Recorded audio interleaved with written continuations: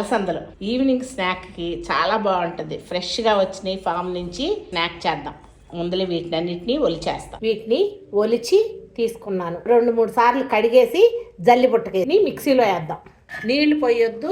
వీటికి సరిపడా ఉప్పు వేద్దాం. చిన్న జారులో 4 పచ్చిమిరపకాయలు, 1 అంగుళం అల్లం, స్పూన్ జీలకర్ర, అలాగే ఇంత ఉప్పు నలుగుతానికి వేసి ఇవి మిక్సీ పట్టుకొని తీసుకొని వస్తాం. మెత్తగా రుబ్బల, అలా కచ్చా పచ్చాగా రుబ్బా. చూసారా? ఇలా రుబ్బుకోండి. కొంచెం ఉప్పు వేస్తే చాలు, నీరు పోయొద్దు, పచ్చి కదా అందుకని. నూరు పెట్టుకున్న అల్లం, పచ్చిమిరపకాయ, జీలకర్ర, ఉప్పు వేసింది దీంట్లో కలిపేసుకుందాం. ఈ పేస్ట్ని ఇది కూడా కచ్చా పచ్చాగానే గ్రైండ్ చేసాం. ఒకసారి కలిపేయండి.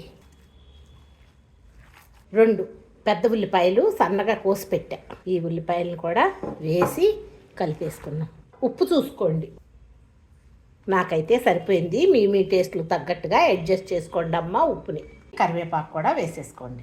కలుపుకోండి. కరివేపాకు వేసాం కదా, అంతా బాగా కలుపుకొని ఇలా చిన్న చిన్న వడల్లాగా చేసేసుకుందాం. చేతితో నాకు అలవాటు, మీ ఇష్టం. ఎలా అలవాటు అయితే అలా వేసుకోండి. లైట్ బ్రౌన్ కలర్ వచ్చిన తర్వాత అన్నీ ఒకసారి తిప్పుకోండి. ఒకటి వేగుతూ ఉంది కదా, ఇట్లా మరి పచ్చి ఉండకూడదు, చూసుకోండి. ఇది వేగింది, తీసేద్దాం. వేగినట్టుగా తీసుకోండి. ఇలా వేగుతున్నాయి కదా, ఒక్కొక్కటి 2 వైపులా ఒకసారి చెక్ చేసుకోండి. చూడు, మధ్యలో ఏగల. అలాగే ఇది చూడండి, అటు ఇటు వేగింది. ఇది కూడా అలాగే వేగింది.